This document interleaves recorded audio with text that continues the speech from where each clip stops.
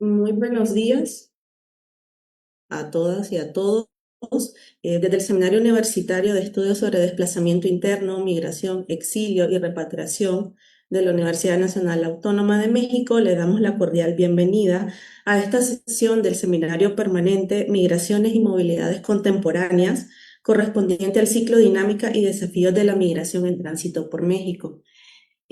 Para nosotros este espacio académico es muy importante porque busca promover esta reflexión, el diálogo y el análisis crítico sobre los procesos migratorios contemporáneos, particularmente en un contexto regional, global, caracterizado por desplazamientos forzados, crisis humanitarias complejas, pero principalmente crecientes desafíos para la protección de los derechos humanos de las personas en contexto de movilidad.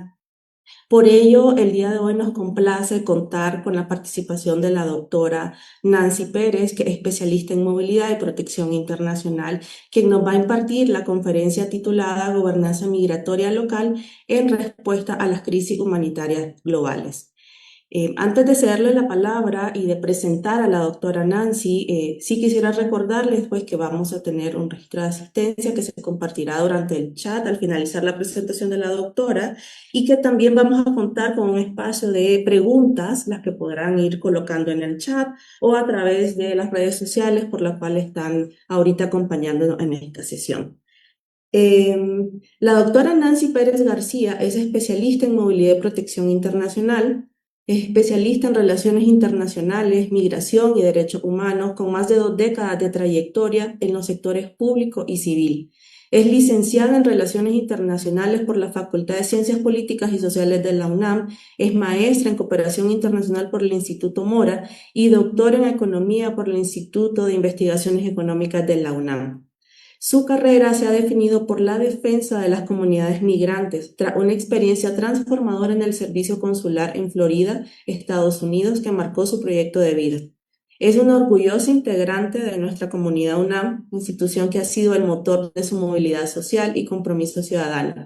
En el sector humanitario ha desarrollado iniciativas para el fortalecimiento del sistema de asilo y gobernanza de las migraciones en México y América Latina, siendo pionera en incorporar la discusión de dichas agendas al interior de los sistemas judiciales regionales. En México, coordinó el desarrollo del primer protocolo de actuación para quienes imparten justicia en casos que involucren a personas migrantes y sujetas de protección internacional, y es fundadora del Premio Sentencias de la Suprema Corte de la Justicia de la Nación, el cual busca visibilizar a través del reconocimiento las mejores sentencias emitidas por jueces, juezas, cortes y tribunales de la región de las Américas para el efectivo acceso a la justicia de las personas migrantes o sujetas de protección internacional. Agradecemos profundamente su presencia, doctora Nancy, y cuenta usted con 50 minutos, 1 hora para su presentación. Gracias.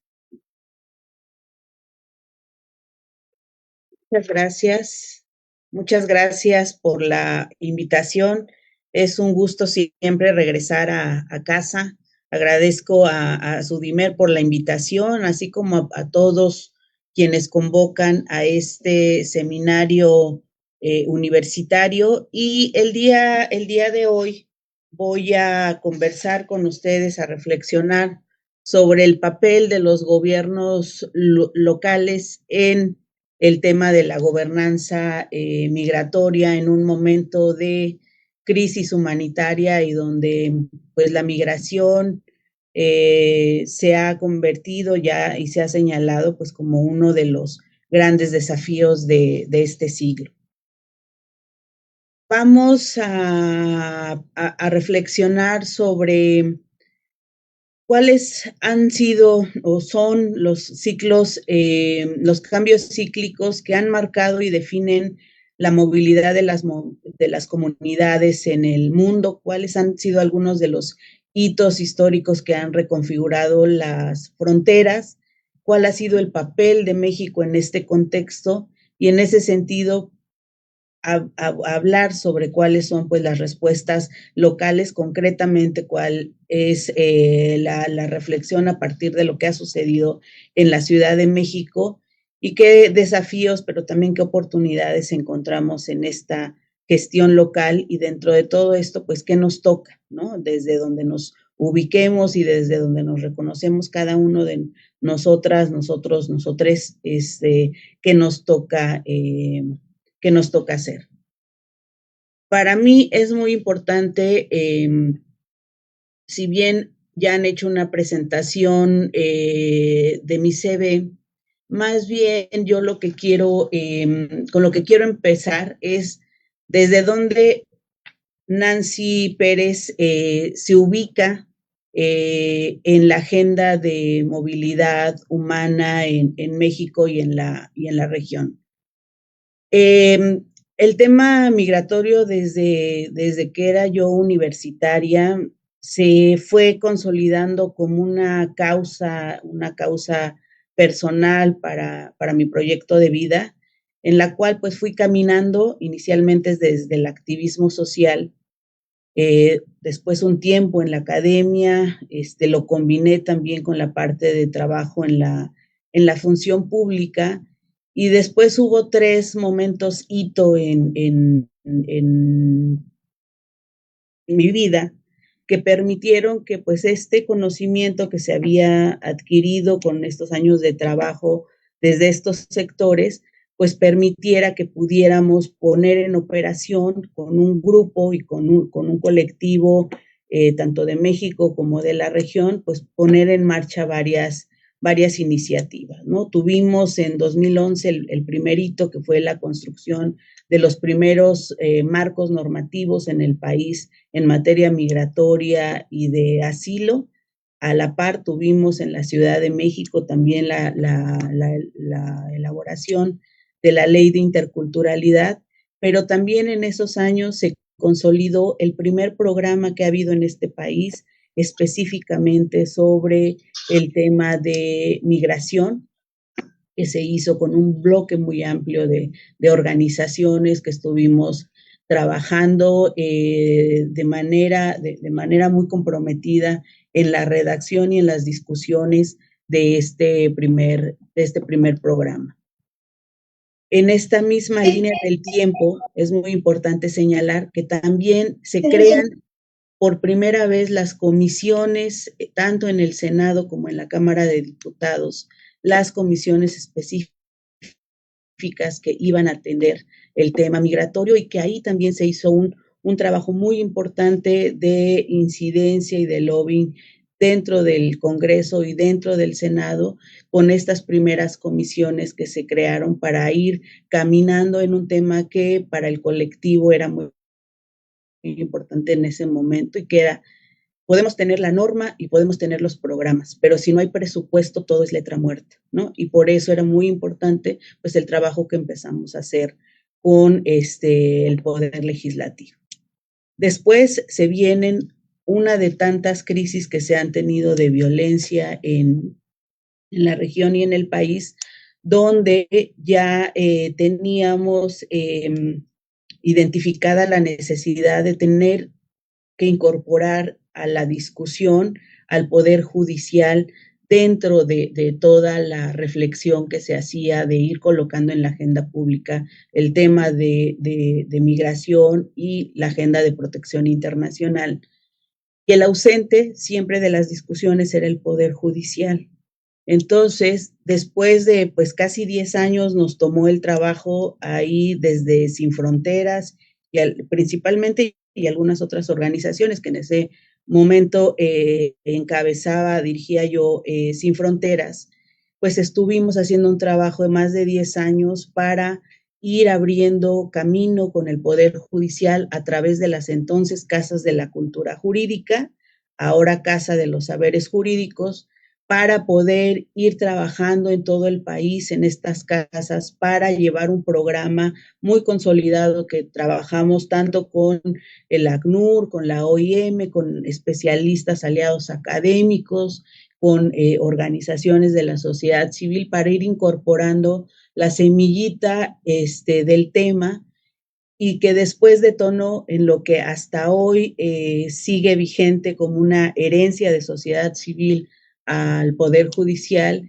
que es la elaboración en 2013 del protocolo de actuación para quienes imparten justicia, y no porque en ese momento hubiera muchas sentencias o jurisprudencia en la materia, ¿no? Era algo de lo que con lo que no contábamos, y el acceso a la justicia, pues era un tema en el que teníamos y sabíamos que había que poner mayor énfasis, pero sí había algunas por ahí jurisprudencia que la reflexión que hicimos, pues un colectivo amplio donde estuvo también la Comisión Interamericana, fue decir, pues vamos a reconocer a quienes están haciendo algo y vamos a empezar por ahí, por identificar, por incentivar a quienes sí están abonando desde la jurisprudencia para la garantía y el acceso a derechos de esta población. Se crea así, coordinamos, me toca coordinar este primer protocolo de actuación. Involucré, además de la solicitud que se hizo directamente a Sin Fronteras, pues sumamos, ¿no? Porque este es un tema también importante en el que debemos seguir trabajando. Sumamos a muchas voces, a muchas organizaciones que estaban en el tema, a otros actores, ¿no? Tanto internacionales como regionales, para que este protocolo fuera el inicio de algo mucho más grande que se iba a empezar a gestar en el Poder Judicial. Y nace de la mano prácticamente, junto con el protocolo, el premio Sentencias, ¿no?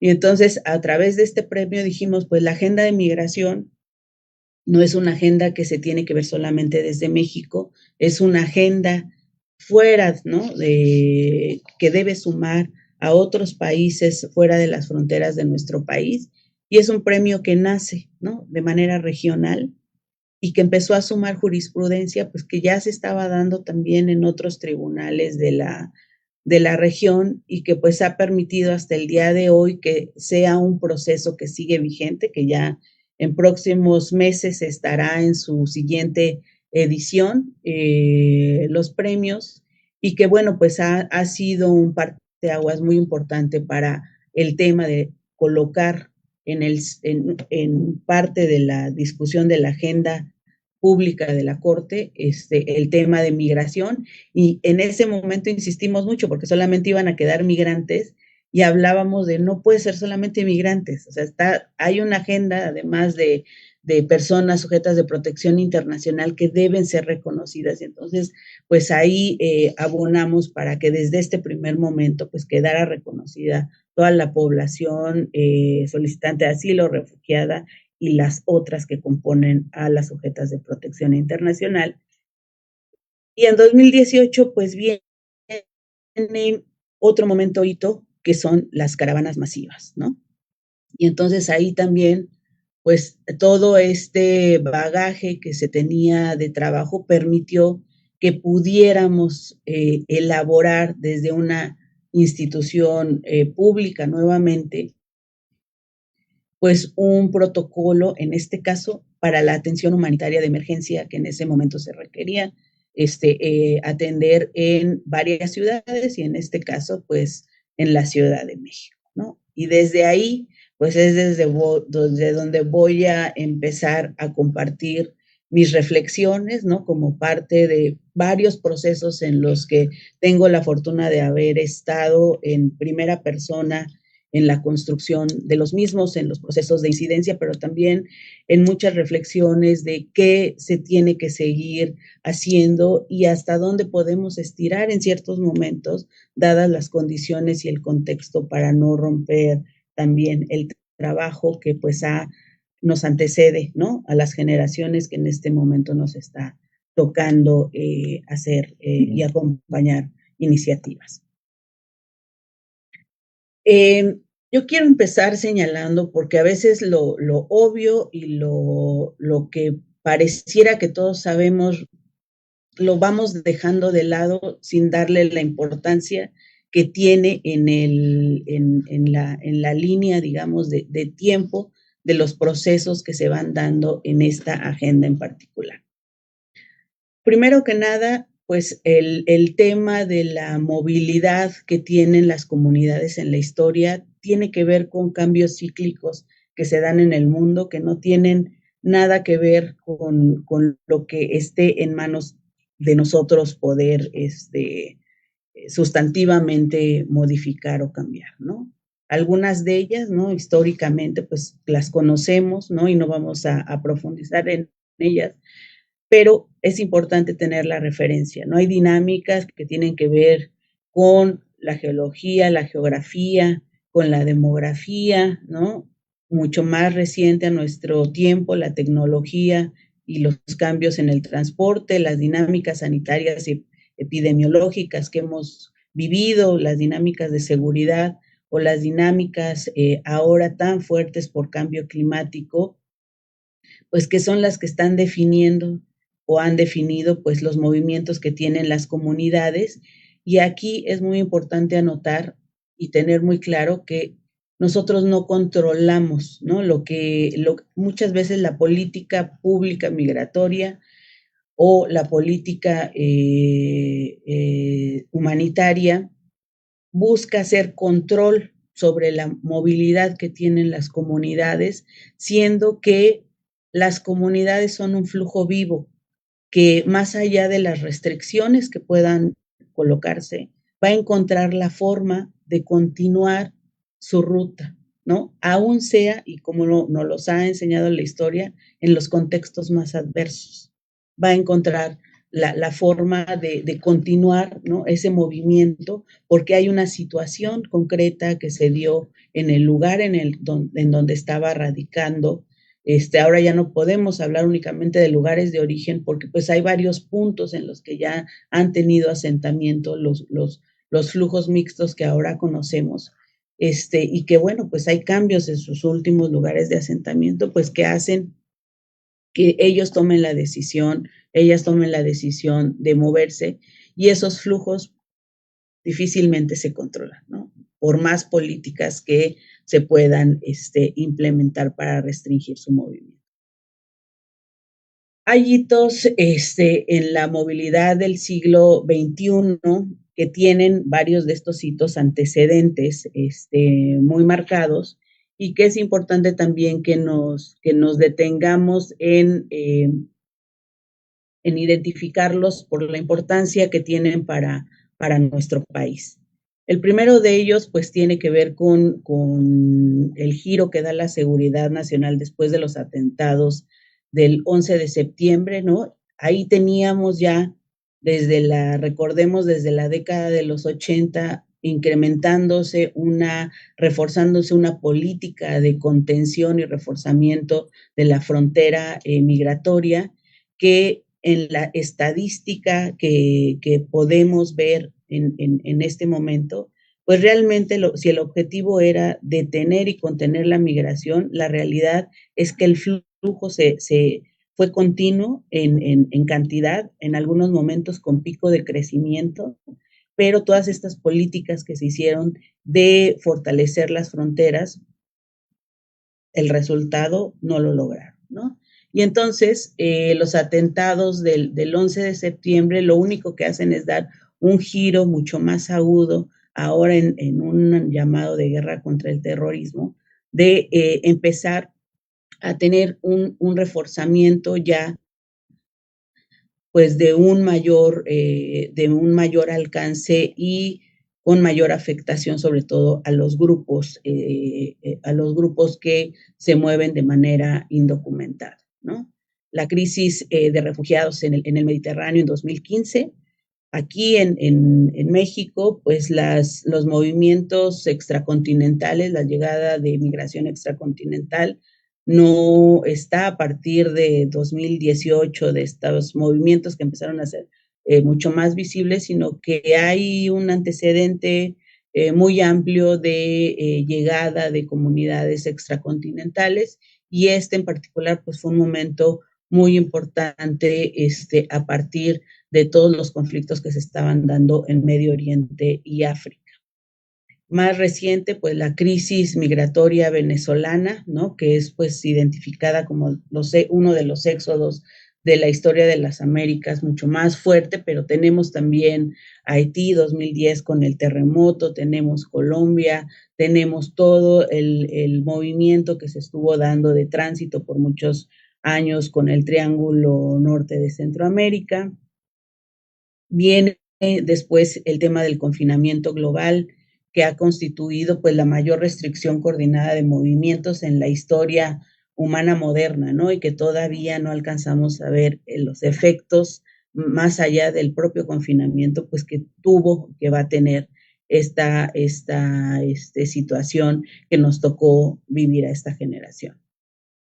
El tapón del Darién, ¿no? Como corredor global, y ahí es importante señalar cómo también la incursión de estos grupos delictivos organizados que controlan el tráfico de personas, pues encuentran la manera de identificar un espacio que era un espacio turístico de alta gama, que era el Darién, a convertirlo en un paso peligroso para la población que se mueve de manera indocumentada y que pues tuvo efectos directos también en nuestro país, ¿no?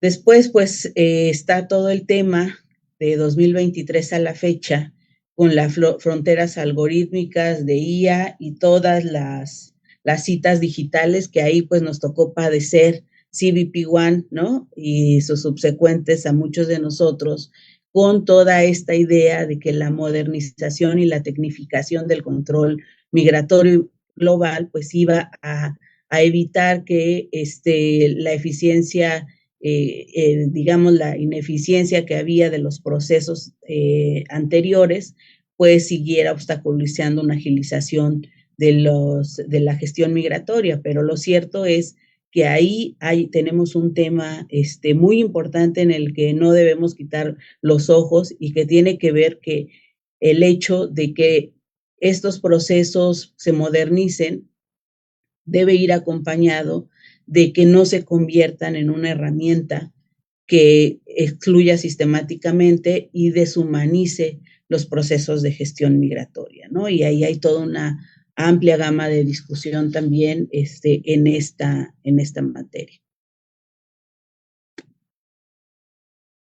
Entonces, pues estos hitos han ido marcando sin duda la vida de nuestro país, ¿no? La vida que ha convertido a México pues en una de las mayores, algunos llaman encrucijadas migratorias del mundo, ¿no? Simple y sencillamente por la cercanía, la vecindad con Estados Unidos, de ser el principal destino de la migración internacional a nivel mundial, que este destino se ha mantenido por más de 50 años y que ha sido como un efecto inmediato el hecho de que México, al tener este país vecino, pues tenga estas 4 dimensiones de la migración, además de pues múltiples desplazamientos internos que se dan en todo el territorio en diferentes momentos y por distintos contextos, ¿no? Entonces, pues esta vecindad con los Estados Unidos sin duda impacta la política migratoria y la política humanitaria de nuestro país y también directamente los flujos migratorios nacionales. Aquí, pues, es importante señalar, pues, que en esta línea de elaboración de propuestas, de cómo miramos la política pública y el marco normativo nacional, pero también cómo vislumbramos desde lo local las respuestas que se dan en materia migratoria y de asilo, no pueden partir sino de reconocer cómo se compone y cómo se constituye nuestro país. No porque en este momento estemos teniendo un tema de mayor incidencia de retorno o de destino de población migrante y refugiada, se va a volcar la política migratoria o los marcos normativos en estas dos dimensiones de la migración. Desde muchos años atrás hemos hablado que es necesario para países como México contar con políticas y marcos normativos integrales que contemplen dentro de sus análisis las 4 dimensiones de la migración y que busquen la manera de legislar y de crear programas independientemente del contexto en el que estemos viviendo en cada momento, ¿no? Por ejemplo, en 2011 les decía, cuando se promulga la ley de migración, pues fue mucho a raíz, fue una ley preferente, ¿no? Ley preferente significa que por mandato presidencial se acelera el proceso para que esa ley surgiera por una situación que se estaba dando en Estados Unidos, ¿no? Con todo el tema del incremento que había de niños, niñas en detención en Estados Unidos, que ustedes recordarán, y que bueno, se hizo toda una serie de acciones que derivaron en una ley preferente de migración, pero también una ley preferente de niños, niñas y adolescentes, que no permitieron y no sumaron pues todas las discusiones previas que ya se tenían, al menos desde sociedad civil, de la integralidad de una política y una ley necesarias para países como el nuestro, ¿no? Además de eso, pues les decía, las ciudades, además de la migración internacional, también tienen una presión por desplazamientos internos que hay en nuestro país y que muchas de estas entidades, por ejemplo, la Ciudad de México, se componen, su conformación misma es a partir de los desplazamientos internos que hay de varios estados de la República y donde hay asentamientos de diásporas muy marcados en ciertas alcaldías de la ciudad, de cómo se fueron agrupando poblaciones de algunos estados de la República y donde llegan además en algunos otros momentos pues a sumarse estas diásporas internacionales. Pues aquí el impacto local en los hitos migratorios regionales y globales del siglo XXI, sin duda, han transformado sus paisajes urbanos, su economía, a las comunidades, la presión en los servicios públicos y la cultura, ¿no?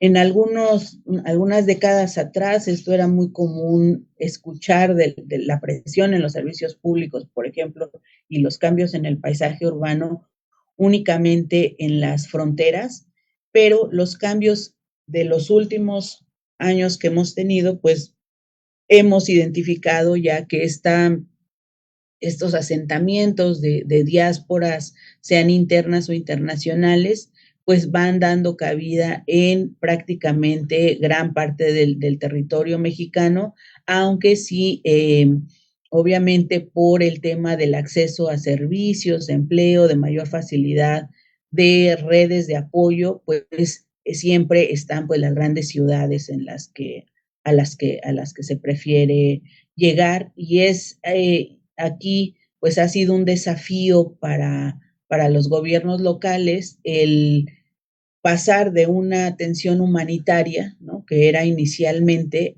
a procesos en este momento que tienen que ver más con políticas ya de inclusión a mediano y largo plazo, porque los asentamientos, si bien algunos por testimonio nos dicen no van a ser definitivos, pero sí están siendo de mayor temporalidad. Aquí, pues en la mayoría de las ciudades no se cuenta con marcos normativos en el país. Aproximadamente la mitad de los estados cuentan con una ley específica de migración. Algunos las están discutiendo en este momento, otros ya las tienen y como en el caso de la Ciudad de México, pues está discutiendo también una actualización de la propia ley. Pero la realidad de las ciudades es que están pues con marcos normativos que relativamente son nuevos.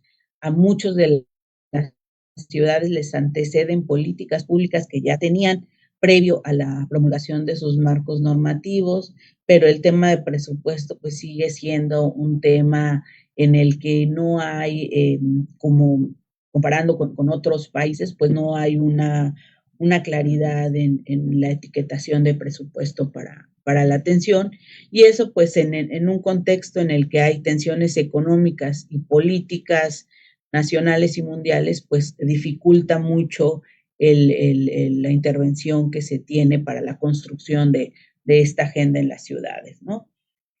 Se ha provocado, pues, que muchos de los gobiernos y actores locales tengan que aprender formas de resolver la agenda porque les está impactando de manera directa, en muchos de los casos partiendo de cero, a pesar de que se tiene experiencia en otras entidades que se pudieran compartir, ¿no? Y ahí hay una área de oportunidad muy importante porque hay experiencias que se pueden conocer, por ejemplo, para la elaboración del marco normativo, y que ahí es muy importante el trabajo que hace, por ejemplo, el grupo de trabajo de política migratoria, para ir intercambiando información sobre lo que ya se está diseñando en algunas localidades y que pueda adaptarse o funcionar para aquellos que apenas están iniciando procesos, pero el tema de la información y el que se conozca la información, pues sigue siendo pues un desafío para todos los que estamos en esta agenda, ¿no? Y aquí, importante señalar en la experiencia desde sociedad civil y en la experiencia desde gobierno, he aprendido, de las lecciones más importantes que he aprendido es que muchas veces no solamente es un tema de voluntad política, ¿no? Puede haber voluntad política, pero puede haber un contexto externo que no permite dar ciertas o tomar ciertas decisiones, avanzar en ciertas agendas. Y por eso, pues, desde los otros actores que trabajamos en el tema, pues debemos tener lo que yo siempre planteo en las mesas, ¿no? Debemos de traer como nuestra lista de Santa Claus, y si no es una, pues vamos a avanzar por otro tema o el tema que tenga mayor oportunidad para poder transitar en ese momento y en ese contexto, en un momento pues muy adverso además que se está viviendo en diferentes ámbitos a nivel mundial. Muchas de las ciudades, pues con todo esto que han tenido, ciudades que antes no tenían, o tenían muy poca población, contacto con población migrante, pues ahora se han convertido en lugar destino, ¿no? Y lo mismo pasa a nivel global. Muchos países que no recibían, eran más bien lugares de origen de migración, pues ahora se han convertido en lugares de destino de migración. Por ejemplo, un caso Colombia, ¿no? O otro caso México.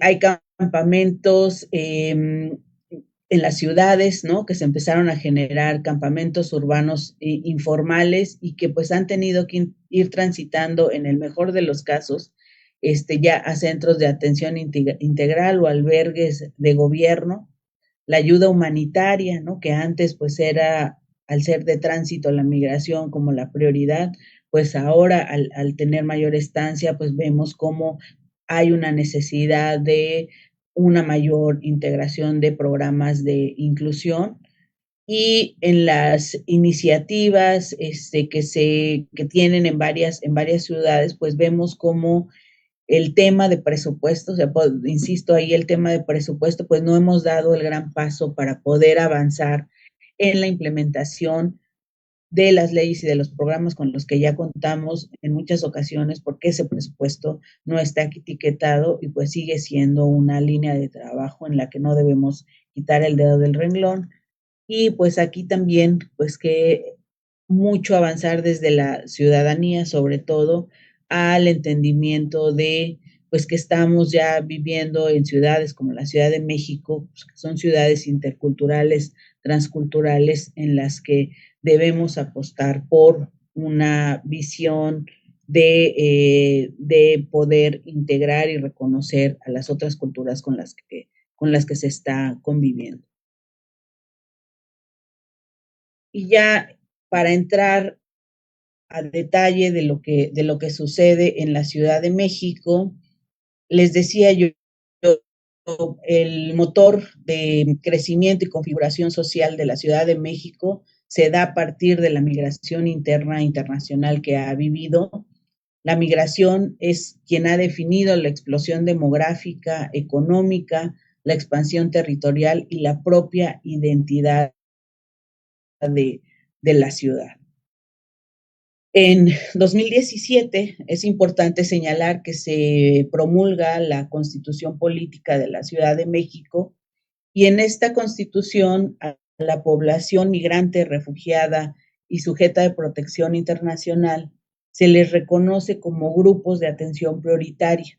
¿Y eso qué significa o debería de significar en la práctica? Debería significar que son grupos de población que requieren de una garantía de derechos bajo el principio de hospitalidad, solidaridad, interculturalidad e inclusión. A la promulgación de la Constitución, ya les decía yo, le antecede la Ley de Intercultural de 2011, también le anteceden varios, un programa que había de comunidades en el que se incorporaban un apartado de trabajo con organizaciones de la sociedad civil que atendían a población migrante.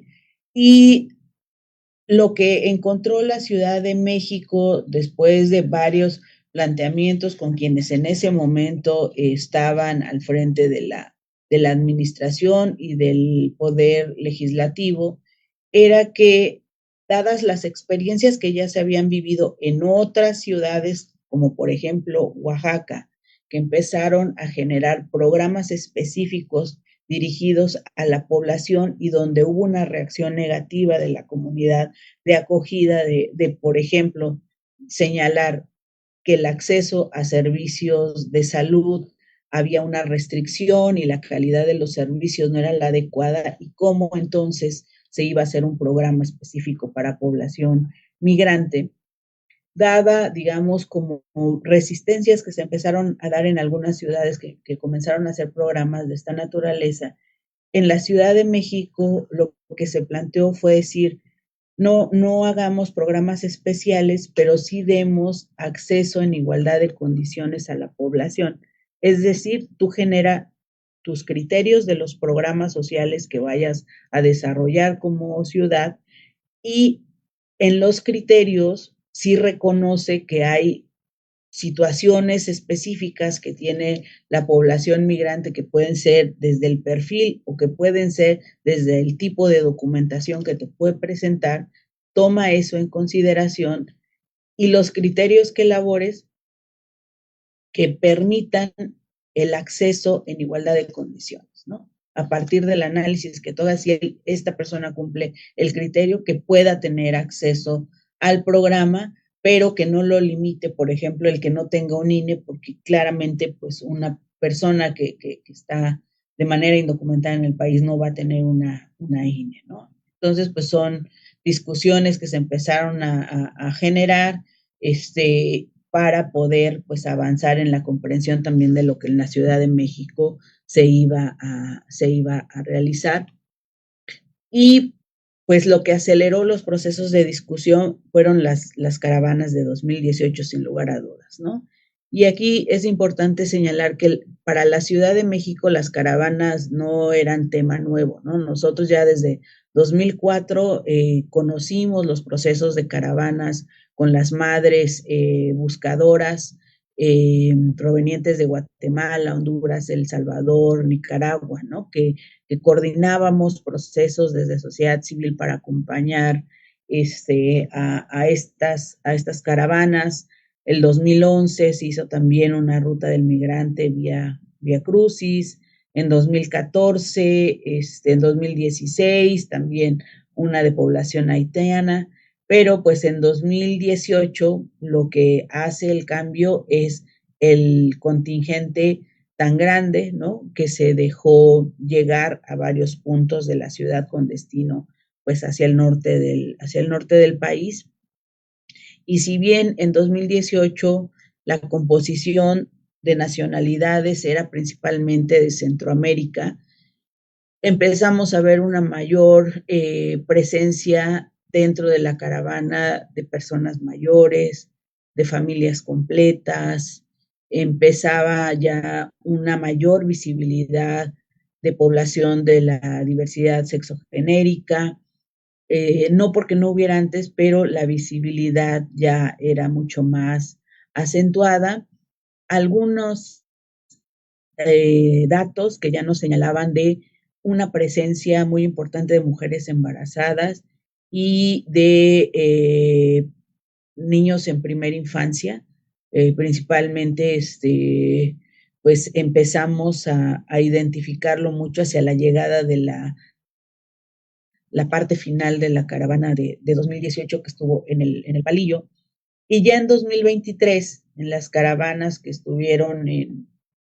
que llegaron a Tláhuac, pues ahí ya hubo un cambio radical en la composición de las nacionalidades que llegaron a la ciudad. En Tláhuac hubo alrededor de 100 nacionalidades que estuvieron albergadas en ese espacio, donde la diferencia marcada que se identificó es que había varias de las personas o un porcentaje importante de las personas que llegaron venían ya con enfermedades crónico-degenerativas, a diferencia del primer grupo, que principalmente el tema que tenían eran de temas de llagas en los pies, temas de enfermedades gastrointestinales principalmente, y que pues ya en esta última caravana que tuvimos, pues vimos familias ya completas llegando y pues de múltiples nacionalidades, ¿no? Y que ahí la reflexión que tuvimos varios de nosotros fue, pues no es que llegaron porque no entraron visiblemente como se hizo en la primera caravana de 2018, esta que iba, la segunda que ustedes ven que va con el mayor número de personas, sino que en Tláhuac fue muy distinto porque cuando se empezaron a correr la voz de que iba a haber la posibilidad de brindarles documentos de regularización migratoria, un sábado estábamos con 40 personas, ¿no? El sábado que inició la operación del albergue, y en la semana ya había 5,000 personas, ¿no? O sea, el martes, miércoles ya había 5,000 personas en el albergue, y eso tiene que ver con que las poblaciones están, ¿no? O sea, muchas veces no queremos,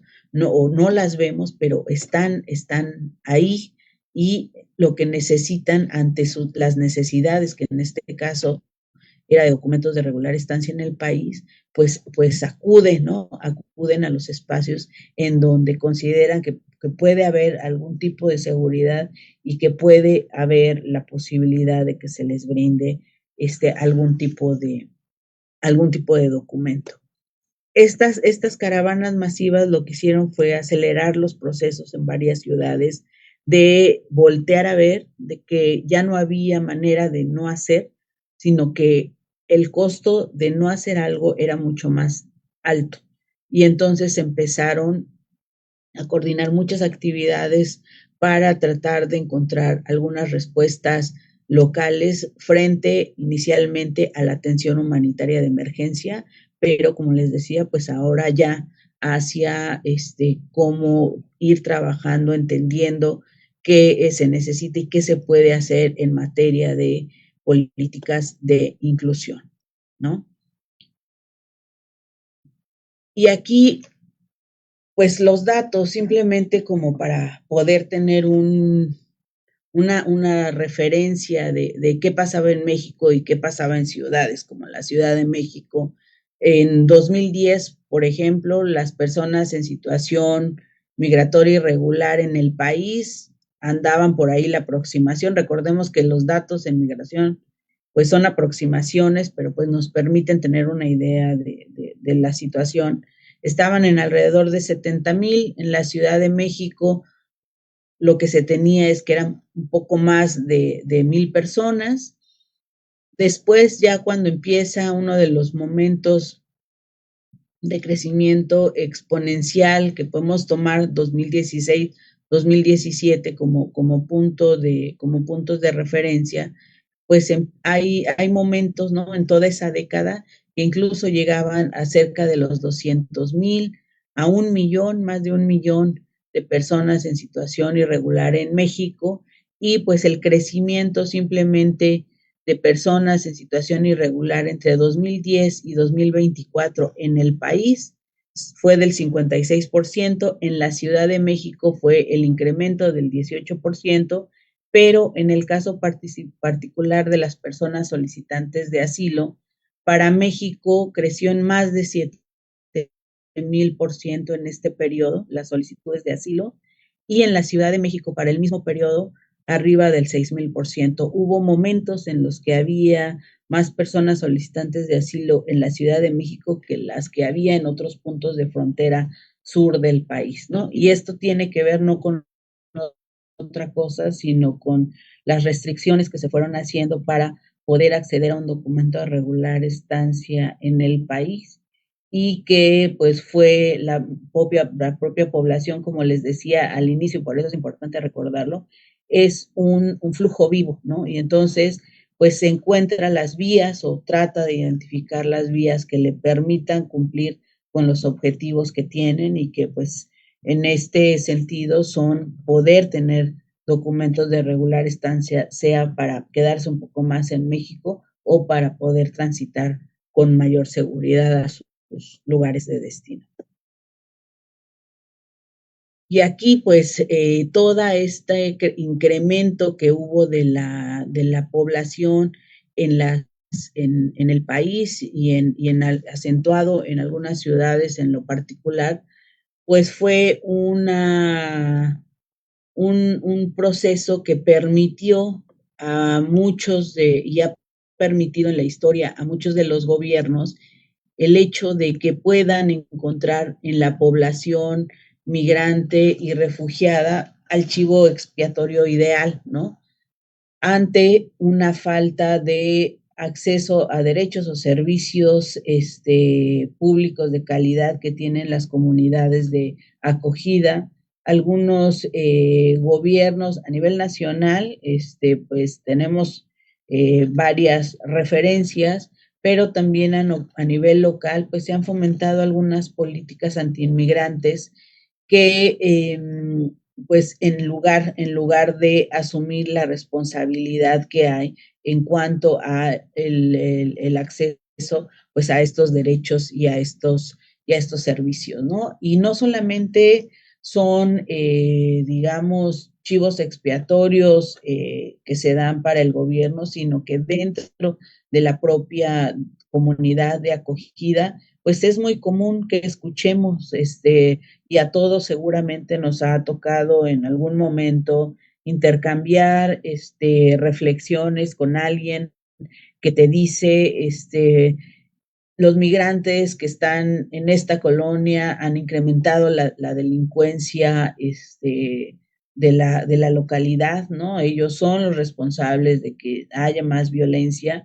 Y recuerdo mucho un caso que hubo en el Estado de México, donde incluso se tuvo que cerrar acompañamos ese proceso para el cierre de un albergue en Huehuetoca, porque empezó, pues ustedes saben, el Estado de México, uno de los estados de mayor feminicidio, y empezaron a correr, ¿no? Desde las autoridades, el run run de que pues todo lo que estaba pasando tenía que ver con el albergue, que ya estaba saturado y que había muchos migrantes. Y entonces la comunidad después de haber sido una comunidad que acogió muy bien a toda la población que llegaba al albergue de Huehuetoca cuando bajaban del tren y apoyarlos y demás, pues se volvió una situación muy tensa al grado que pues se tuvo que cerrar el albergue, ¿no? Y por un mal manejo de información, y el no reconocimiento de la autoridad en ese gobierno, que el tema de feminicidios, pues es un tema que ya tenía muchos años dentro del Estado y lejos estaba de tener que ver con el asentamiento que había de población en ese momento en el albergue. Y aquí también pues señalar, ¿no? También, y lo hemos dicho en las mesas de trabajo, no se trata de defender con fe ciega a la población migrante. Al final la población migrante es una comunidad social como cualquier otra, ¿no? Como nuestras propias círculos y demás. O sea, pues hay gente que cumple las reglas, hay gente que no cumple las reglas, hay gente que está vinculada a procesos delictivos, como en todo, pero pues ahí tiene que haber una observancia, ¿no? De la autoridad para identificar estos casos y aplicar la ley que corresponda, pero pues no generalizar y estigmatizar a toda la población, ¿no? Y así pues hay varios ejemplos, desde nos vienen a quitar trabajo, desde nos vienen a transmitir enfermedades, ¿no? De que ya hay muchos extranjeros, ¿no? Porque ya veo unos cuantos en la colonia, y es que ya hay muchísimos, ¿no?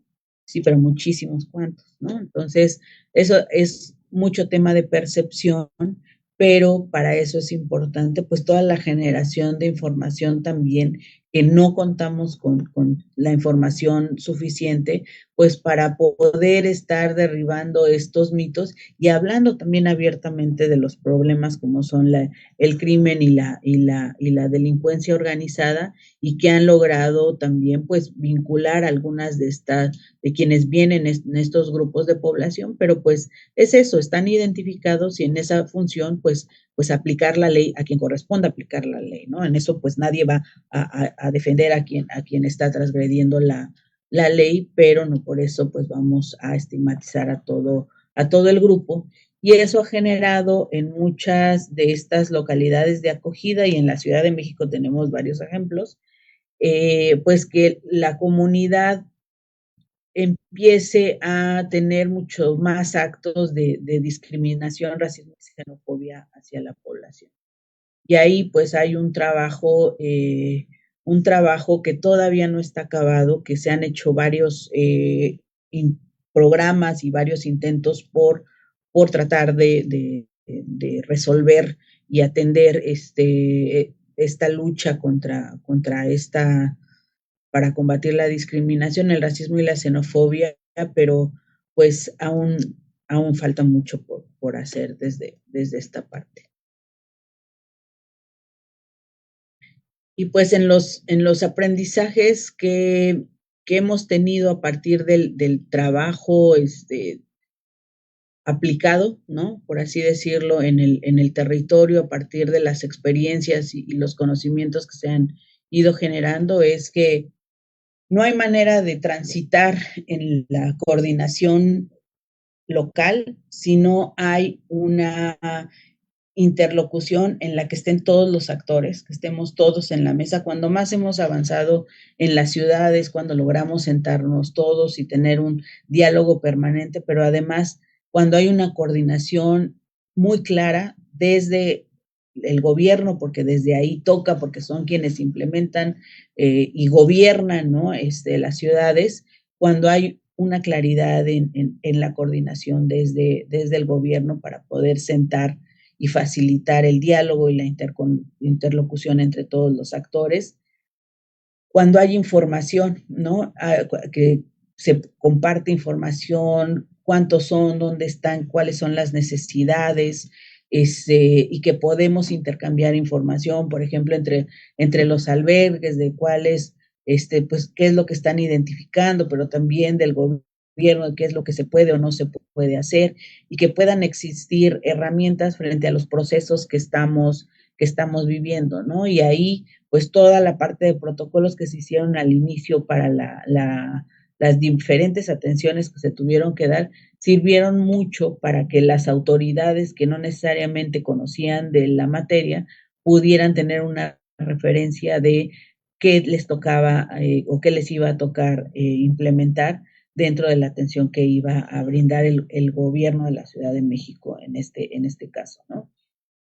Y aquí, pues, hay que seguir trabajando las leyes, aún tengamos, quienes no las tienen, pues, es el trabajo de elaborarlas, pero quienes ya las tienen, pues también ir fortaleciéndolas y sobre todo el que se puedan implementar. Hay algunos modelos de leyes que tenemos de vanguardia, pero el proceso de implementación pues ha sido deficiente, y no por otra cosa, sino por la parte que ya decía yo del que cuente con un presupuesto etiquetado para poder implementarse.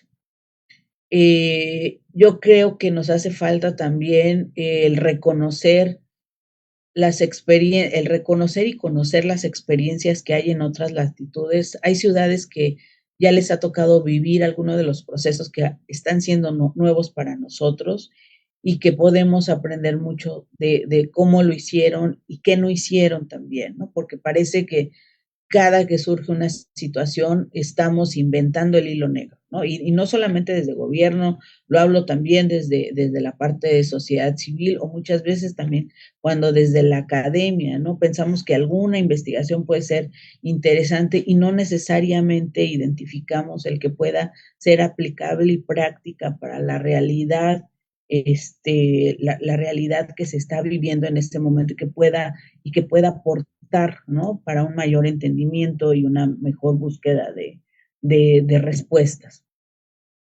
Ya señalaba yo de que es prioridad el combate al racismo, la discriminación y xenofobia en estos momentos, y también el trabajar junto con el gobierno, el explorar nuevas formas de regularización migratoria. Quizá las que tenemos ya no son las que se requieren en este momento, pero eso significa trabajo, ¿no? Trabajo a lo mejor como aquel en el que han estado quienes nos han antecedido en generaciones, quizá como el que hicimos cuando nos sentamos, ¿no? Con las autoridades prácticamente, por ejemplo, en la ley de refugiados, y protección complementaria, nos sentamos con Comar a redactar uno por uno de los artículos y entonces discutíamos por qué a ese por qué proponíamos que se le pusiera tal cosa, ellos nos hacían la contrapropuesta de por qué no, ¿no? Y entonces, pues era un diálogo constructivo que se hacía para poder ir avanzando en la construcción de nuestra normativa y nuestros programas, y que es algo que pues siempre permite tener mucho mayor enriquecimiento y efectividad en lo que se construye y también sostenibilidad de las iniciativas, ¿no? Sin duda, el mayor de los aprendizajes es que no puedes avanzar en la construcción de absolutamente nada si no incluyes la voz de las personas por las que estás construyendo las cosas, ¿no? Tienes que garantizar que la voz de la población esté incluida, ¿no? Que puedas tomarte el tiempo de entender, ¿no? De entender de quiénes estás hablando, a quiénes tienes en tu localidad, qué vas a construir a nivel de tu ciudad. Esas personas tienen que ser, tenemos que regresar la dignidad de muchos de ellos, ¿no? Que han encontrado, sí, procesos de resiliencia muy fuerte y por eso logran estar y pasar procesos muy complejos que viven, pero pues tenemos que volver a regresar la dignidad humana a este grupo de población que es pues una de los grandes desafíos que tenemos como sociedad, ¿no?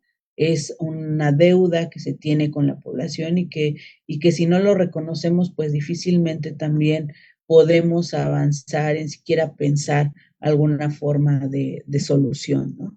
No podemos generalizar a la población en ningún sentido, ¿no? Cada nacionalidad, cada perfil, las edades, la salud con la que tienen, pues hace necesidades distintas y también no podemos subestimarlos, ¿no? Yo recuerdo en estos años, algunas veces en las mesas de diálogo se decía, vamos a, vamos a habilitar tal espacio y entonces les vamos a pedir que ahí se van a quedar tanto tiempo en lo que identificamos cómo vamos resolviendo los temas, ¿no? Y eso no se puede hacer. O sea, si ya la población salió de donde salió para buscar una vida mejor, una respuesta no puede ser el encierro. Entonces, tampoco está fácil la solución y quien diga que tiene la solución, pues está mintiendo porque es una agenda que va caminando más rápido que las respuestas que nosotros podemos dar. Pero lo que sí es necesario es que entendamos que la razón no la tiene sociedad civil, la razón no la tiene gobierno, la lógica de lo que debería de ser no la tiene la población tampoco. Entonces, más bien lo que hay que ver es en el contexto en el que estamos, que se rige mucho por lo que pasa afuera y no tanto por lo que pasa adentro, que sí podemos atender, ¿no? Y ahí regreso es uno de los primeros puntos que tenemos que trabajar es cómo sumamos para combatir esta generalización que se hace de vincularlos con la delincuencia, cómo apoyamos para combatir la discriminación, el racismo y la xenofobia. Es decir, yo, Nancy Pérez, ¿qué hago para poder sumar desde lo que yo puedo y desde mi entendimiento que tengo de la agenda, ¿no? Y siempre señalarlo así, yo desde aquí me ubico y desde aquí planteo mi propuesta para poder ir encontrando soluciones en una agenda que es todo menos fácil.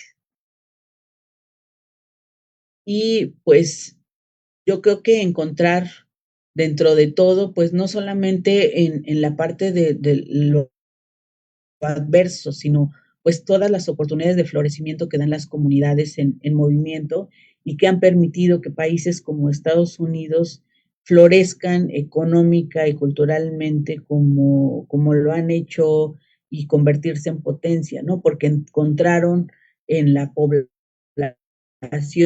que llegó a construir y a sentarse en el territorio, pues todos los aportes económicos, los aportes culturales, sociales, el aporte demográfico, de innovación y aprendizaje que podía haber a partir de reconocerlos y de buscar cómo podías iniciar procesos para reconocer y construir a partir de su cultura, de nuestra cultura, pues si era necesario una nueva cultura, ¿no? Siempre en reconocimiento de cada una de las personas. Y aquí, pues, yo estaría cerrando prácticamente ya esta parte diciendo que, pues, en estos últimos años, la conversación pública de migración, pues, se ha movido entre la emergencia y la polarización, y más que nunca, pues, han sido ya las ciudades quienes han sostenido, al menos en los momentos de mayores crisis, la gobernanza migratoria y el contexto de gobernar la migración desde lo local, pues ya no es una opción, ¿no? Y eso en las ciudades tiene que quedar claro, de que se ha convertido en una responsabilidad estructural de la cual pues no puedes no ser parte, porque entonces, independientemente de que lo hagas o no lo hagas, pues va a tener un costo y el costo pues siempre desafortunadamente va hacia las personas, ¿no? Y yo creo que en una coincidencia, ¿no? Dentro de los análisis aquí sí que hacen los académicos, qué está pasando en el sur global y en el norte global, hay o no hay patrones comunes, pues seguramente hay muchas diferencias, pero sí uno de los patrones comunes que estamos identificando es que hay una creciente presión sobre los gobiernos locales que se no solamente ya acentuado en las fronteras, como sucedía hace algunas décadas, sino que prácticamente en todo el tránsito migratorio hay esta presión, ¿no? Son las ciudades, pues estas primeras puertas, el rostro institucional, el espacio donde todo lo que dice la ley y todo lo que dicen los programas se materializa o no en políticas y acciones reales y palpables, ¿no? Donde esta gobernanza migratoria, pues como señalaba yo, va a ser efectiva si se da a partir de una participación que se pueda dar entre todos los actores, que se permita este diálogo, porque cuando es así, pues las ciudades han demostrado que pueden cambiar narrativas, que pueden construir convivencia y que se puede impulsar la inclusión, incluso en los peores momentos de polarización, ¿no? pero pues para lograrlo necesitan herramientas, se necesita información, se necesita financiamiento, ¿no? Y se necesita pues la suma de muchos saberes y de muchas manos y de muchos actores para poder construirlo. Y tenemos ejemplos muy digamos, desarrollados, ¿no? De casos que han logrado una estructura, que dentro de la estructura de la ciudad se consoliden procesos para la integración de las poblaciones, como es el caso de Nueva York, el caso de Bogotá, además de la Ciudad de México, pero que incluso, ¿no? Ciudades tan poderosas como Nueva York han enfrentado desafíos muy importantes que los han puesto contra la pared porque hay políticas federales que no acompañan lo que está haciendo la política local, ¿no?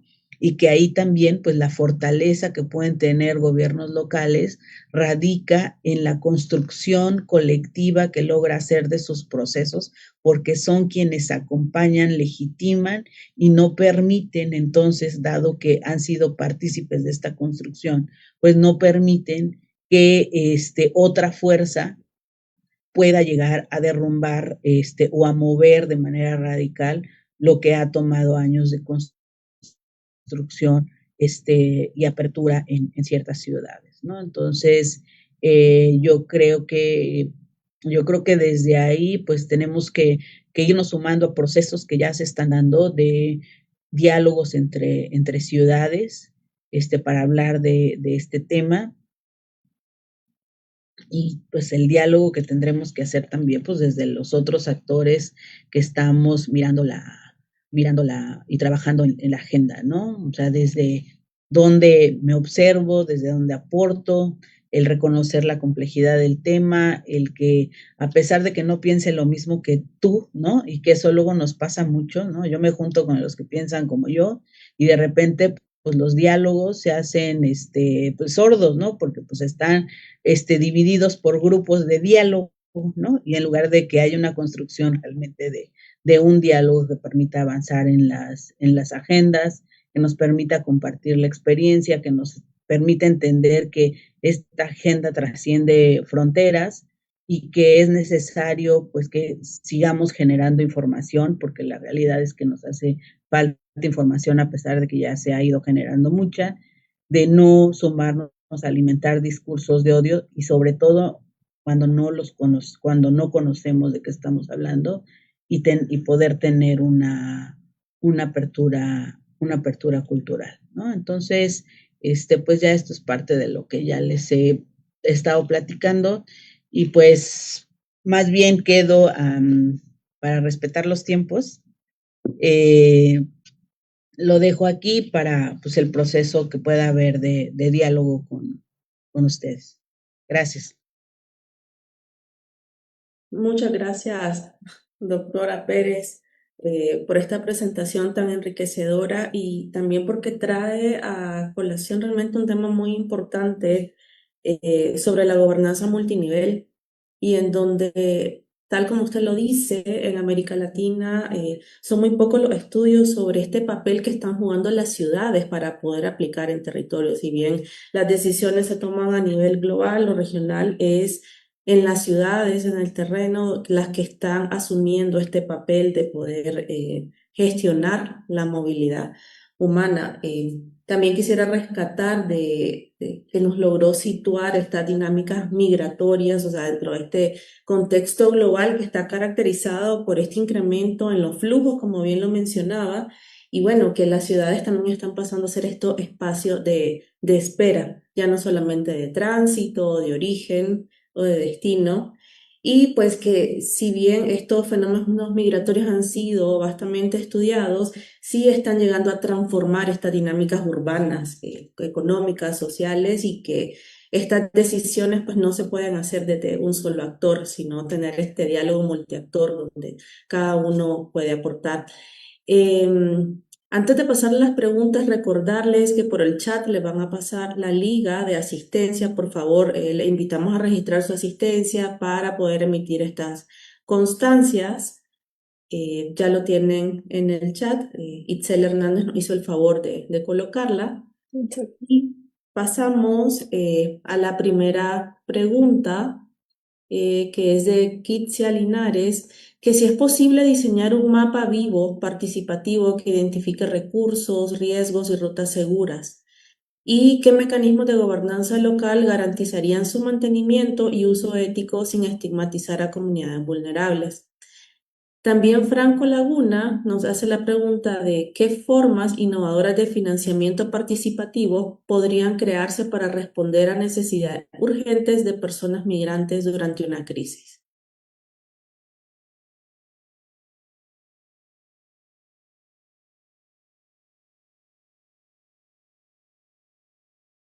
Ok. ¿Respondo estas o se toman algunas otras? Podemos, si quiere, ir empezando con estas preguntas y luego vamos retomando otro par de preguntas. Perfecto.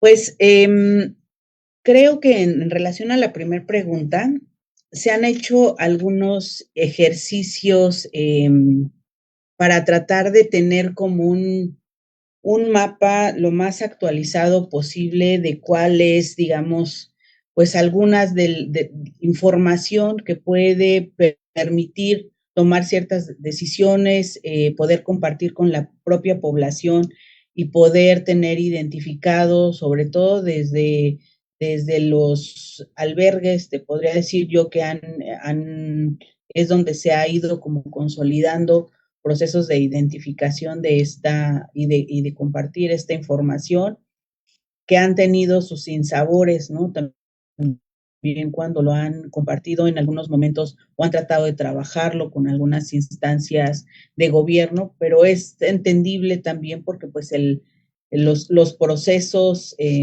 incluso de la población con los albergues, con las organizaciones o con el gobierno, pues también tiene sus propias resistencias. Yo creo que pues aquí es un tema para mí, de mucha confianza que se tiene que hacer entre quienes van a poder crear una iniciativa de esta parte, como la que se señala. Hace muchos años existía el llamado Foro Migraciones. Este Foro Migraciones en el que pues conocí a muchos de los grandes líderes pioneros de la agenda y donde era uno de los principales animadores del espacio, el padre Pedro Pantoja.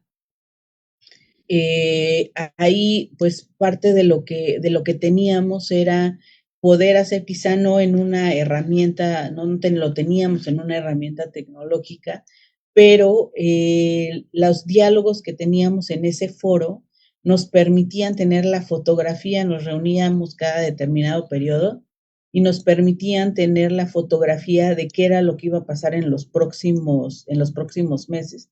Por ejemplo, cuando empezó todo el tema del incremento de la presencia de niños, niñas y adolescentes en los flujos migratorios, se empezaron a identificar la presencia, ¿no? Así como lo comenté ahorita de a quienes vimos en el albergue de gobierno en la Ciudad de México, pues los albergues empezaban a identificar el incremento de la población y los perfiles de la población.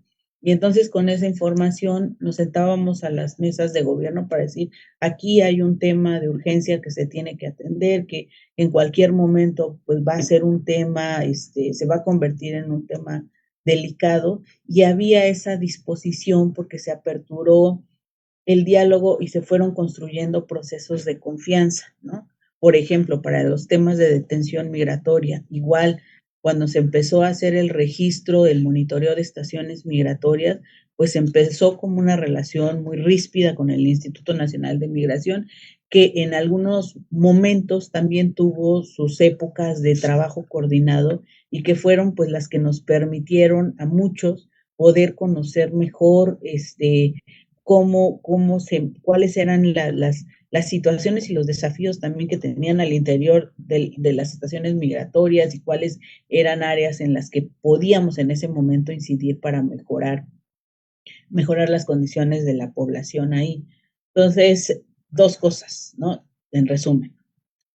tienes que establecer un diálogo permanente con los actores y debe haber cierto nivel de confianza, ¿no? Y de reconocimiento mutuo para el intercambio de información y para el reconocimiento también de la información que tú vas a estar colocando en tu herramienta, ¿no? Y ahí cruza, tú decías, pues el uso ético de la información tiene mucho que ver con la construcción de confianza que se tiene con el grupo que tú vas a trabajar estos procesos. No está fácil porque además estamos en un momento como de mucha división, pero lo hemos hecho en otros procesos. Entonces, creo que es un tema en el que se puede trabajar sin duda y en el que además ahora contamos con muchas herramientas tecnológicas para creativamente poder encontrar alguna aliado importante que se pueda sumar a procesos de esta naturaleza, ¿no? Y que va sumado de alguna manera con el siguiente, ¿no? ¿Cuáles son formas innovadoras de financiamiento durante las crisis? Pues cuando sumas a todos los actores, cuando tú abres el proceso, ¿no? Tú tienes claridad de qué es la intervención que vas a tener con algún grupo en específico de población, si se trata de, por ejemplo, temas de apoyo en crisis humanitaria, tienes claro qué es la atención que vas a brindar. A partir de eso tú convocas y en verdad que cuando se convocó que se abrió el palillo para la atención de emergencia humanitaria, llegaron desde el ciudadano de pie, llegó la iniciativa privada, llegó gobierno, se sumaron muchos al proceso, pero porque había claridad de qué era ese proceso, cómo se iba a coordinar, qué objetivo era el que perseguía y cuál era, digamos, la temporalidad también que iba a tener esa iniciativa, ¿no? Y yo creo que la agenda migratoria, decía yo, es uno de los identificados desafíos del siglo XXI y es una agenda que tiene mucho financiamiento a diferencia de otras agendas. Entonces, y se ha diversificado muchísimo el acceso a recursos. Yo recuerdo, al menos hace 25 años, teníamos muy identificadas las tres financiadoras que eran las que permitían que desarrolláramos nuestro trabajo. Y pues ahora, al menos en el mapa, pues tenemos a unas 40 financiadoras identificadas, tanto públicas como privadas, que están apostando a la construcción de una mejor agenda para el tema de movilidad humana, ¿no? Gracias, doctora. Hay una pregunta muy interesante de Ajax Brum, que, bueno, en primer lugar le agradece por la conferencia, pero le pregunta que si desde su experiencia considera que el sistema de visas humanitarias resuelve de raíz un problema o solo es una solución temporal. ¿Sería una opción crear una ciudadanía temporal o sería lo mismo que las visas? Pues sin duda es una pregunta muy interesante porque personalmente he estado reflexionando sobre hacia dónde tiene que girar un nuevo sistema de regularización migratoria en el contexto en el que se encuentra en este momento México. Y sin duda, el sistema de visas humanitarias fue una salida que se encontró en el contexto principalmente el mayor uso durante la caravana de 2018 y permitió dar una salida. Ya la habíamos empleado cuando fue el terremoto de Haití en 2010 y habíamos tenido la experiencia de que si bien se había otorgado cuando llegaron al término, porque igual tenía la vigencia de un año, las personas volvían a quedar en la irregularidad. Y entonces no se previó qué iba a pasar en ese año en el que tenía vigencia la visa humanitaria para poder transitar a un proceso de regular estancia en el país.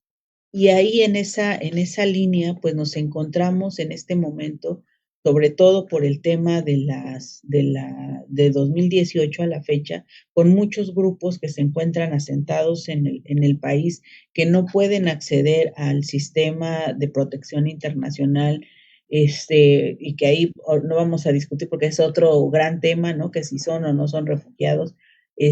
Lo que sí tenemos es que pues hay desplazamientos forzados, ¿no?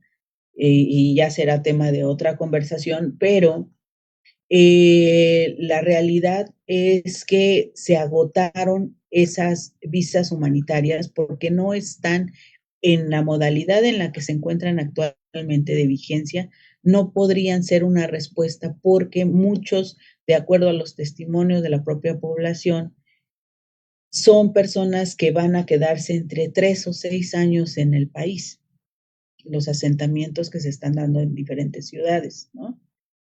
Y entonces una visa humanitaria que no se va a renovar no les funciona, ¿no?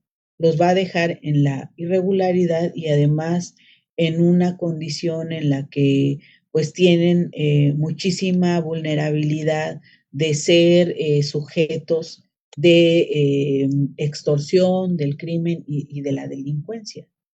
Entonces ahí la reflexión en algún momento fue, bueno, quizá podemos, como en todo, pues cualquier país tiene que medir la capacidad que tiene para poder regularizar población indocumentada en su país, y incluso para poder permitir el ingreso de nuevos flujos. Y ahí lo que se tendría que ver es en un análisis real qué implica, ¿no? ¿Qué implicaría hacer un gran programa de regularización migratoria, dado el contexto que hubo, por un lado, de las caravanas, pero por el otro también de todas las restricciones al sistema de protección internacional en Estados Unidos, que hizo como una cadena, ¿no? En nuestro país de asentamientos, y que es población que necesita respuesta porque seguramente no hay las condiciones para que pueda moverse a Estados Unidos y no hay condiciones para que pueda regresar a alguno de los otros países de donde venía ya de por sí de tránsito, después de haber salido de su lugar de origen. Se necesita, o sea, la respuesta para la población siempre será el poder contar con documentos de regular estancia, pero las valoraciones también pues se tienen que hacer a partir de las capacidades que pueda tener un país de poder incorporar a la población, ¿no? Y tener como las condiciones de acceso a derechos que se van a requerir. Entonces, pues ahí el tema de los números se hace importante, ¿no? Porque de repente dicen, es que son muchísimos, pero pues si lo hacemos en el contexto del número de población y el territorio que tiene México, pues a lo mejor ya no son tantos y a lo mejor se puede distribuir, ¿no? Y a lo mejor por ahí van algunos de los intentos de empezar a identificar algunos perfiles que puedan regularizarse y puedan empezar a hacerse asentamientos en algunas ciudades, y sin correr el miedo que para mí pues es seguramente uno de los miedos principales que hay, es no hacer un efecto llamada, ¿no? Al empezar a regularizar, qué es lo que ha pasado cuando se ha intentado hacer, ¿no? Entonces, no está sencillo, pero yo creo que sí es momento de empezar a arrastrar la pluma y pensar en hacer nuevas propuestas para en el contexto en el que vivimos y del que venimos, poder tener pues nuevas fórmulas para que la población pueda tener una estancia regular en los países. Gracias, doctora Pérez. Bueno, tuvimos 3 preguntas, los participantes en nuestras redes sociales. Ahora quisiéramos invitar a nuestros asistentes aquí en Zoom a que levanten la mano si quieren hacer algún comentario o alguna pregunta a la doctora.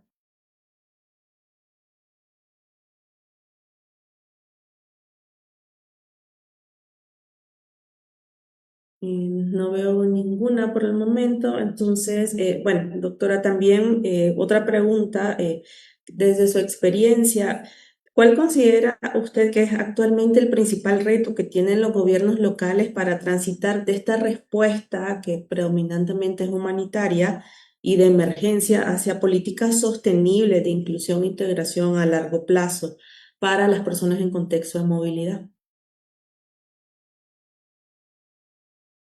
Bueno, cruza principalmente por un tema de presupuesto, de asignación de presupuesto para la implementación de la ley o de los programas con los que ya cuentan algunas ciudades, pero además también del trabajo coordinado que se tiene que hacer con las distintas dependencias del propio gobierno local para poder verdaderamente garantizar la inclusión y el reconocimiento y garantía de derechos de esta población. Por ejemplo, se ha avanzado en algo, en uno de los temas que más se ha avanzado es en el tema de registro de hijos nacidos en México, hijos de extranjeros nacidos en México. Sin embargo, existen todavía algunas resistencias que muchas de ellas son por desconocimiento de la norma, eh, de algunos casos que no registran a los niños por ser hijos de padres extranjeros, ¿no? Entonces, cuando hay una intervención de una organización, sobre todo, pues se camina y se avanza en que el menor de edad se pueda registrar. Pero, pues seguramente hay muchos casos que no nos enteramos, no,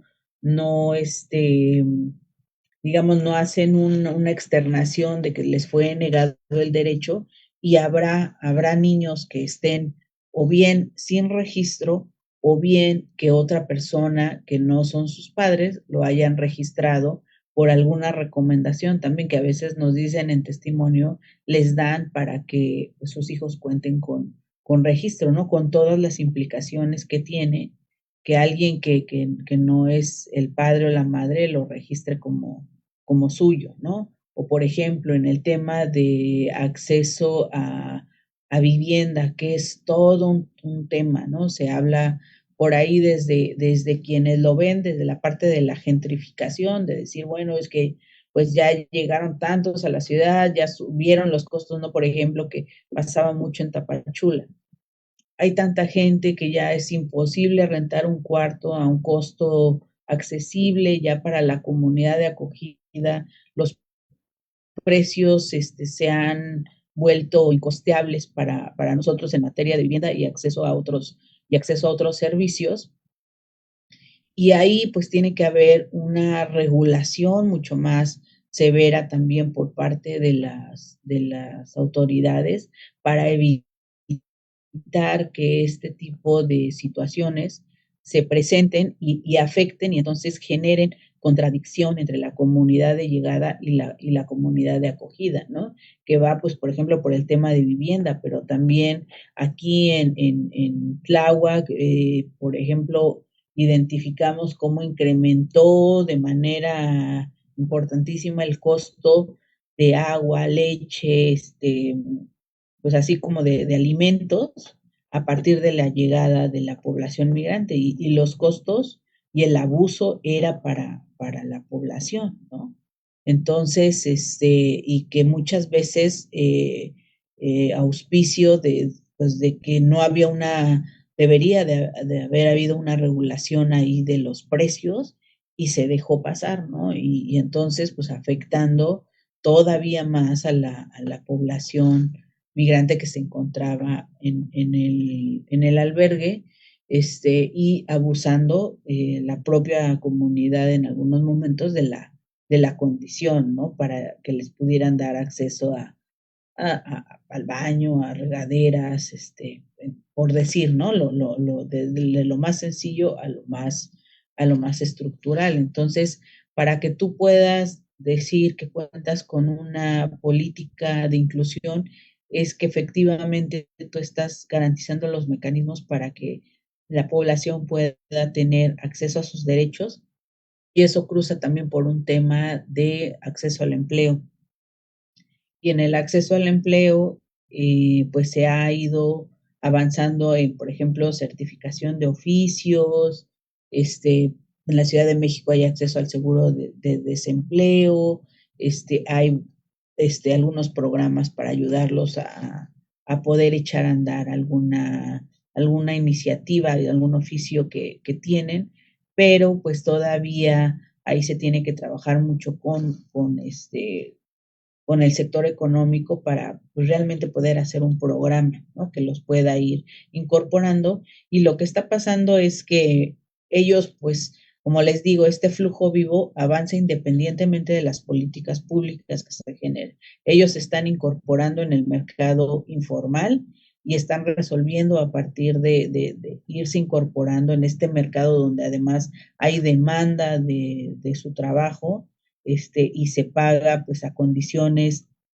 mucho menos, digamos, con condiciones laborales, menos, ahorita la palabra, pues que no son las que tienen que, digamos, sin regulación, están pues ellos accediendo a esos empleos y ahí también pues tiene que haber una observancia de la autoridad, ¿no? No para que sea en una condición de privilegio, sino para que al menos sea en una condición de igualdad y no de abuso en la que se está incorporando esta población para poder subsanar sus necesidades básicas de vivienda, de alimentación, en el caso de los que tienen hijos, pero pues también les decía yo en esta última ola, llegaron muchos grupos de personas ya con enfermedades crónico-degenerativas y eso sabemos todos también los costos que implica más allá de que tú puedas tener acceso al servicio público, ¿no? Implica muchos gastos para la familia y no nos metimos para nada en el tema del impacto en la salud mental, que también es un tema que requiere de la mayor atención, dado las situaciones en las que han salido de sus países y en las que han tenido que atravesar varios puntos, ¿no? Y hasta en algunos casos, pues también de replantear, de dialogar, de reconstruir procesos, porque hay comunidades, sobre todo una de ellas es la haitiana, ¿no? Que ha pasado a partir del terremoto ha ido y de la propia historia que ha vivido su país, pues han pasado de un país a otro, Brasil, en Chile, en varios puntos, hasta llegar a México o de México y de regreso a otros países, y han vivido varios de esos grupos bajo el apoyo y la protección internacional, pero eso también ha generado una condición diferente, ¿no? En algunos de los grupos, no digo que en todos, pero en algunos de ellos, de una condición de mayor demanda a que se tiene sí o sí que atender y resolver su, su necesidad, ¿no? Pero no es un tema como de ellos, sino es la condición misma en la que se ha dado sus propios procesos y que eso requiere pues también trabajar de nuevo con esta comunidad que además pues ha tenido procesos de ingobernabilidad muy fuertes antes de salir de sus lugares de origen, ¿no? O sea, que atraviesa por sí temas de educación, de culturalmente también poder entender los procesos que tiene pues cada uno de los grupos que llegan al país, que son tan diversos, como les decía, pues en Tláhuac fueron más de 100, alrededor de 100 nacionalidades las que tuvimos en la última caravana. Gracias, doctora. Igual invitamos nuevamente a los asistentes por Zoom si quieren hacer un comentario. Veo que Itzel tiene la mano levantada. Adelante. Muchas gracias. Gracias, doctora Nancy, por esta interesante conferencia. La verdad es que ha sido muy ilustrativa. Le aprecio muchísimo que todas las reflexiones que nos ha compartido y el poner el foco en la importancia que tienen los gobiernos locales me parece fundamental y aporta mucho digamos, a las discusiones que hemos tenido en este ciclo. Y a propósito de la heterogeneidad de los contingentes, de las personas, digamos, que conforman pues esta población que llega, esta población migrante. Hace un momento justo usted comentaba, ¿no? En Tláhuac tuvimos 100 nacionalidades y en ese sentido me gustaría preguntarle si es que se, se ha indagado al respecto, algo, dado que es una población tan heterogénea, ¿hay alguna suerte de elementos de tensión entre esta población? ¿Y cuál sería el papel de los gobiernos locales en enfrentar este tipo de situaciones? Uno entiende pues que han atravesado por circunstancias sumamente complejas, que han vivido eventos de verdad de violencia, de muchas cosas, y que pues desde luego no siempre podríamos pensar o esperar que haya necesariamente una convivencia armónica, no porque la gente sea mala, sino por todas las experiencias y los contextos a los que se enfrentan, particularmente escasez de recursos, por ejemplo. No sé si ustedes han notado si hay elementos de tensión y que deban ser atendidos justo en aras de evitar estos procesos de estigmatización, estos discursos criminalizantes, etcétera. No sé si ha habido algo, digamos, en sus indagatorias al respecto. Y pues nada, nuevamente agradecerle y felicitarle por todo el trabajo que ha realizado. Muchísimas gracias. Muchas gracias, Itzel, por tu reflexión y y tu pregunta. Yo creo que se ha identificado en el paso de los años que hay, sin duda, como en todo grupo social, tensiones entre a veces incluso dentro de las mismas nacionalidades, ¿no? Por ejemplo, particularmente identifico la población extracontinental, la población de Haití, que tienen, pero es porque culturalmente a lo mejor a veces cuando estábamos interviniendo, trabajando, colegas con ellos, decían, pero es que se alteran mucho, ¿no? Es que no podemos, entre la limitante del idioma, ¿no? Y entre, digamos, el tono de voz, la agresividad, es difícil poder llegar a algún tipo de acuerdo. Y entonces aquí es muy importante el hecho de que cuando te encuentras en procesos, sobre todo tan multitudinarios como los de las caravanas, siempre debes encontrar a un interlocutor del mismo grupo, ¿no? Y que era lo que, por ejemplo, yo siempre buscaba, ¿no? Alguien del mismo grupo, siempre hay alguien que medio habla el español, que medio se da a entender, ¿no? Y entonces, pues a través de alguien del propio grupo que para ellos habla como ellos, es un referente, ¿no? Digamos, tiene como esa línea de comunicación, pues que tú puedas ir entablando diálogos cuando hay tensión y reconocer que pues a veces parece básico para nosotros el tema de, por ejemplo, el tono de voz, ¿no?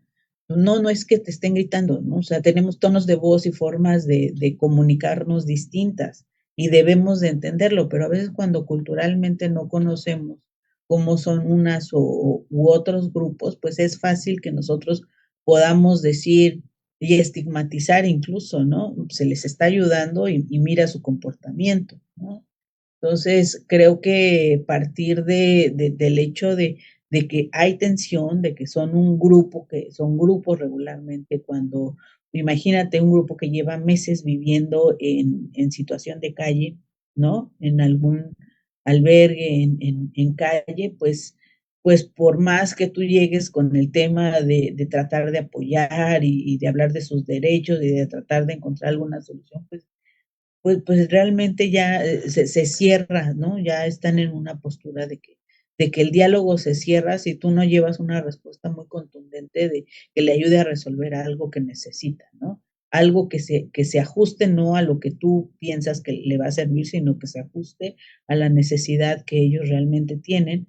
Y ahí es donde pues la comunicación con la población se vuelve muy importante, el poder tenerla de manera permanente si es que tú vas a intervenir, y como gobierno pues también es importante tener esa interlocución continua, permanente, porque también pues te vuelve un interlocutor con ellos, ¿no? El hecho de que pues que vean ahí a la institución que está pues tratando de encontrar respuestas de manera conjunta y sumarlos, ¿no? Como decía yo, la voz de la población, pues también en la búsqueda de soluciones tienen que estar incorporados y tratar de encontrar también soluciones de manera conjunta, ¿no? En algunas ocasiones cuando no había, estábamos, por ejemplo, buscando algún tema de espacio para que pudiera pernoctar una familia, pero había 6 familias y había un espacio. Entonces no querían quedarse todos juntos, ¿no? Y entonces, pues ahí eran, pues sí, pero pues o es eso o es la calle. Entonces, o quiénes se quedan fuera, o quiénes son, ¿no? Y entonces ya te dabas cuenta que había familias, ¿no? Que venían de comunidades vecinas que no se hablaban, y realmente eran los que no querían estar juntos. Pero pues todo eso tienes que irlo identificando y ponderando, y también pues ir tomando decisiones, de lo que está en tus manos atender, pero siempre desde la comprensión de que culturalmente estás hablando con alguien que, que tiene distintos códigos, ¿no? Entonces, pues ahí la empatía mucho más fuerte tiene que venir de tu lado cuando tú eres quien está interviniendo o buscando intervenir con la población, de entender incluso hasta las malas formas muchas veces, que es el primer punto para romper el hielo, ¿no? Con muchos de los grupos, ¿no? De entender y después de ese proceso, pues ya intervenir en lo que corresponda, ¿no? Y ahí pues es lo que pues gobierno a nivel local, pues tiene que, o debería de ser una de las líneas de trabajo, ¿no? El estar de manera permanente identificando y construyendo soluciones con la propia población, ¿no? Y de viva voz. Porque también cuando te enfrentas a eso muchas veces, pues tampoco es que tienen la respuesta, ¿no? Y cuando ya se identifica que no es fácil solucionarlo, pues también empieza a haber un poco más de tolerancia a la frustración que estén viviendo en ese momento. Muchas gracias. Gracias, doctora. Sí. Tenemos también aquí un comentario de la doctora Rivera. Los gobiernos locales y estatales tenemos la obligación de ejercer nuestras funciones siendo garantes de derechos, pero además debemos sumar alianzas con todos los actores involucrados en cada tema. En ese sentido, ir generando política pública que armonice la normatividad, recursos y la construcción de sinergias. En Ciudad de México, desde Salud, buscamos generar un esfuerzo en esa línea. Y a partir de esta reflexión, a lo mejor una pregunta ya para que la responda brevemente, y considerando estos cambios recientes en políticas migratorias pues, de Estados Unidos y por lo tanto de la región, en su experiencia, ¿qué escenarios prevé para las ciudades mexicanas en los próximos años? Y en ese sentido también, ¿cuál debería ser la acción más importante para fortalecer la gobernanza multinivel, pero que coloque a los gobiernos locales en el centro de esta respuesta a la movilidad humana? Ok. Bueno, trataré de ser breve. Solamente sumaría a la última reflexión que comentabas, el hecho de que armonizar con las políticas federales es un paso, pero también lo que nos han demostrado los ejercicios y las iniciativas de las ciudades es que muchas veces desde las ciudades logra resolverse o darse un paso a algo que desde lo federal no se había podido hacer. Y desde ahí el aporte de las ciudades se vuelve muy importante porque entonces permite identificar esas áreas de oportunidad que se tiene frente a los múltiples desafíos que hay, ¿no? Y tenemos grandes ejemplos de cómo sí han logrado algunas ciudades dar paso y avanzar incluso más allá de lo que ha hecho la federación, y yo creo que por ahí es parte del trabajo que toca hacer dentro de los próximos años pues para los gobiernos locales. Y aquí, pues, qué va a pasar con las ciudades? Pues la tendencia, digamos, las tendencias que se tienen en este momento para al menos la región y cómo se han venido moviendo las tendencias globales, es que estamos en un momento de crisis económica, política y social muy fuerte a nivel global, y el impacto de esas crisis está directamente vinculado a procesos migratorios, y mientras Estados Unidos no deje de ser un país, el primer país destino del mundo, pues va a tener efectos directos en las ciudades que conforman, ¿no? Las principales ciudades que conforman nuestro país, porque además, pues ya en estos últimos años se han ido haciendo redes que facilitan de alguna manera el hecho de que en el último albergue hubiera 100 nacionalidades, ¿no? Eso significa que pues las ciudades tienen que estar cada vez mucho más preparadas a incorporar dentro de sus políticas públicas y normativas de qué manera visualizan, ¿no? De qué manera asumen cada uno de los gobiernos locales y van a asumir la agenda de migración para que, llegado a algún contexto como varios de los que ya hemos vivido, puedan tener elementos que les permitan dar respuesta mucho más oportuna, mucho más coordinada, para poder resolver además temas que requieren, muchos de ellos son temas de emergencia y requieren que se active inmediatamente la respuesta, ¿no? Y la coordinación, sin duda, yo creo que el conocer las experiencias y el estar en vínculo con lo que está pasando en otras ciudades que se parecen a las nuestras, nos permite no estar inventando cosas que ya sucedieron, ¿no? Y yo creo que ahí es un ejercicio que también, pues desde la academia, se tendría que estar tratando de documentar mucho más cómo podemos resolver o cómo han resuelto más bien algunas ciudades, a qué se han enfrentado y cómo han logrado salir adelante frente a temas que tengan que ver con destino, con tránsito, con retorno, con origen, y que permita eso tener un bagaje para las ciudades que apenas se van a enfrentar a esas situaciones, ¿no? Un poco que fue lo que quisimos hacer con el protocolo para impartidores de justicia, el hecho de decir, si tú te animas a generar jurisprudencia que favorezca el acceso a derechos de la población migrante y sujeta de protección internacional, aquí está, ¿no? Te ponemos en este protocolo lo que ya se ha hecho desde otros países para dar acceso a la educación, para reconocer el derecho a la no devolución, para poder tener acceso a la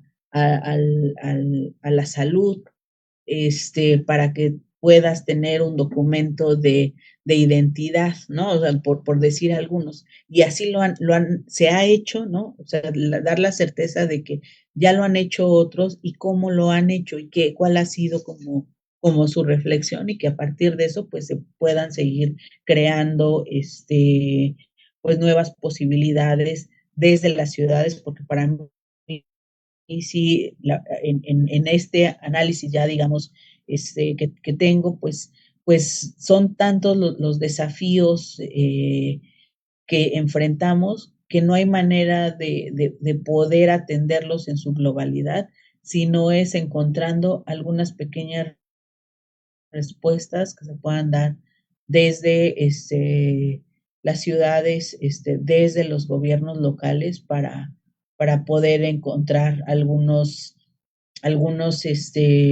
poder identificar algunos pilotajes que se puedan escalar a nivel nacional y regional. Gracias. Y ya con esta reflexión, pues queremos agradecerle profundamente por haber aceptado esta invitación, por compartir sus conocimientos, su experiencia personal también sobre este análisis de los desafíos y oportunidades también de la movilidad humana contemporánea. También queremos agradecer la participación de todas las personas pues, que nos acompañaron el día de hoy, las preguntas, las reflexiones que se han compartido, este diálogo tan enriquecedor.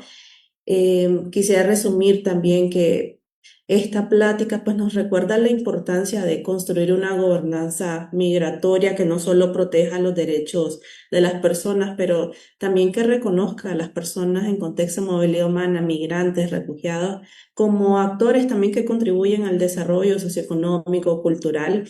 Y también promover, usted lo ha mencionado bastante, la participación significativa en las decisiones y políticas públicas, no solo de que afectan su vida, sino también de las comunidades de acogida en donde se habitan. Y pues también traería a colación desde la academia también tenemos que llevárnoslo como tarea, cómo fortalecemos estas respuestas de los gobiernos locales, porque son ahí en los territorios donde se materializan estos desafíos, pero también se dan estas respuestas que están asociadas a la movilidad humana. Finalmente, quisiéramos extenderles también una invitación a acompañarnos en la sexta y última sesión de este ciclo del Seminario Permanente de Migraciones y Movilidades Contemporáneas, que se llevará a cabo el miércoles 1 de julio de 11 a 13 en este mismo horario y que vamos a contar con la participación del doctor Iván Francisco Porras Gómez del Ecosur. Entonces esperamos que también pueda estar ahí y nuevamente desde el Seminario Universitario de Desplazamiento Forzado, Migración y Exilio por la asistencia y esperamos seguir contando con su participación en todas las actividades. Nuevamente muchas gracias, doctora Pérez, por tan enriquecedora participación. Buenas tardes. Gracias por la invitación.